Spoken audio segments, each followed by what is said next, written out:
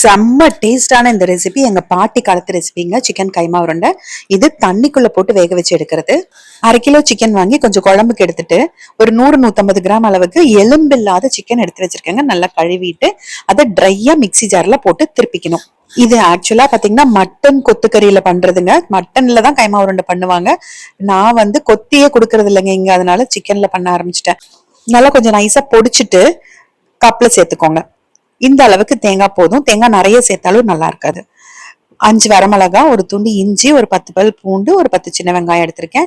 இது எல்லாமே மிக்சியில முதல்ல ட்ரையா பொடிச்சு எடுத்துக்கலாம். இதுல தண்ணியே ஊத்தக்கூடாதுங்க. தண்ணி ஊத்தாம தான் அரைக்கணும். இதோட ஒரு ஸ்பூன் சோம்பு, ஒரு பட்டை, ஒரு 5 கிராம்பு சேர்த்துக்கலாம்.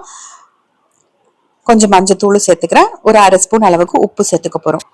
ட்ரையா ஓட்டி எடுக்க முதல்ல. அதுக்கப்புறமா ஸ்பூன் வச்சு நல்லா கலந்து விட்டு தண்ணி ஊத்தாம அரைச்சு எடுக்கணுங்க நைஸா. இந்த வெங்காயத்துல இருக்கிற தண்ணியே போதுமானதா இருக்கும் இது அரைப்படுறதுக்கு. நிறைய வெங்காயம் போட்டீங்கனாலும் சொத சொதன்னு ஆயிரும். அதனால ஒரு 10 சின்ன வெங்காயம் போட்டீங்கன்னா கரெக்டா இருக்கும். வரமிளகாய்க்கு பதிலாக பச்சை மிளகாவும் போட்டுக்கலாம். கலந்து விட்டு 2-3 தடவை ஓட்டி எடுத்து கொஞ்சம் நைஸா அரைச்சிட்டேன். கொஞ்சம் கொத்தமல்லி தலையும் சேர்த்து அரைச்சிக்கலாங்க. அவ்வளவுதான், இது ரெடி ஆயிடுச்சு. ரொம்ப கொரன்னு இருந்தாலும் நல்லா இருக்காது, பிரிஞ்சு வந்துடும் உருண்டைகள். இது நல்லா நைஸாவும் இருக்கணும், தண்ணி ஊத்தாமையும் அரைக்கணும். கல்லுல அரைச்சிட்டீங்கன்னா ரொம்ப நல்லா இருக்கும். இப்ப இந்த கலவையும் நான் அந்த சிக்கன் அரைச்சு வச்சிருக்கோம் பாருங்க, அது கூட சேர்த்துக்கிறேன். இப்ப இந்த மிக்சி ஜார்ல தண்ணி ஊத்தி நம்ம கலந்துட்டு, அந்த தண்ணி வேணுங்க கொதிக்க வைக்கிறதுக்கு, அதனால எடுத்து வச்சுக்கிறேன். இது முதல்ல எல்லாம் கல்லுல ஆட்டுவாங்க, ஆட்டங்கள் கழுவுன தண்ணிய எடுத்து வச்சுக்குவாங்க. அதனால நான் இப்ப மிக்சி ஜார்ல அந்த தண்ணி ஊத்தி கலந்து தனியா ஊத்தி வச்சுக்கிறேன். அதே மிக்சி ஜார்ல ஒரு 5 ஸ்பூன் அளவுக்கு பொட்டுக்கடலைங்க, அது ட்ரையா பொடிச்சுக்கணும். நான் யூஸ்வலா சிக்கன் போடுறதுக்கு முன்னாடியே பொட்டுக்கடலையை பொடிச்சு வச்சுட்டு அதுக்கப்புறமா மத்ததெல்லாம் பண்ணுவேன்.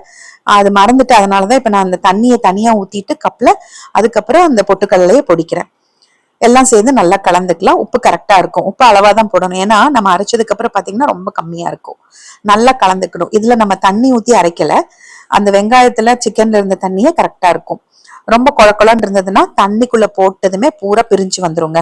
ஒரு கடாயில 2 ஸ்பூன் அளவுக்கு எண்ணெய் ஊத்திட்டு கடுகு கருவேப்பிலை தாளிச்சுக்கலாம். அதுக்கப்புறமா நம்ம எடுத்து வச்சிருக்கோம் பாருங்க தண்ணி, அந்த தண்ணியை உள்ள ஊத்திக்கணும். இன்னும் கூட கொஞ்சம் தண்ணி ஊத்திக்கலாம், ஏன்னா நம்ம அந்த உருண்டைகள் எல்லாம் முழுகிற அளவுக்கு தண்ணி வேணும். அதனால இன்னும் 2 டம்ளர், மொத்தம் ஒரு 5-6 டம்ளர் தண்ணி இருக்க மாதிரி பாத்துக்கோங்க. அந்த தண்ணி கொதிக்கிறதுக்குள்ள நம்ம கலந்து வச்சிருக்கிற கலவைய சின்ன சின்ன உருண்டைகளா பிடிச்சு வச்சுக்கலாம். இந்த உருண்டை பிடிக்கும் போதே நமக்கு தெரியுங்க, உருண்டை பிடிச்சு வச்சோம்னா அப்படியே இருக்கும், நம்ம வச்ச மாதிரியே இருக்கணும். அது அப்படியே இலகிருச்சு அப்படின்னா உங்களுக்கு உள்ள போட்டதுமே பிரிஞ்சு வந்துடும். அப்படி இருக்கிற மாதிரி இருந்ததுன்னா நீங்க இன்னும் கொஞ்சம் பொட்டுக்கல்லையா பொடிச்சு போட்டுக்கோங்க. பொட்டுக்கல்ல தேங்காய் அளவாதாங்க சேர்க்கணும். இப்ப நமக்கு தண்ணியும் நல்லா கொதிச்சிருச்சு. மீடியம் ஃப்ளேம்ல வச்சுக்கிட்டு இந்த உருண்டைகளை ஒன்னொன்னா போடுங்க. கண்டிப்பா போட்ட உடனே கரண்டியை போட்டு கலந்து விட்டுறாதீங்க. உருண்டைகள் உள்ள போட்டதுமே கொதிக்கிறது அடங்கும். ஹை ஃப்ளேம்லயே வச்சுக்கோங்க. இந்த மாதிரி ஒரு கொதி வரட்டும். கொதி வந்ததுக்கு அப்புறமா சும்மா லைட்டா அந்த உருண்டைகளை கலந்து விட்டுட்டு மூடி வச்சிருங்க. மீடியம் ஃப்ளேம்ல வச்சு மூடி வைங்க, சிம்ல வைக்கணும்னு அவசியம் இல்லை, ஏன்னா நம்ம எல்லாமே அரைச்சிருக்கோம், சீக்கிரம் வெந்துடும். இப்போ ஒரு 10 நிமிஷம் கழிச்சு பாத்தீங்கன்னா தண்ணி முக்காவாசி வத்திருச்சு. நம்ம மீடியம் ஃப்ளேம்ல தான் வச்சோம்.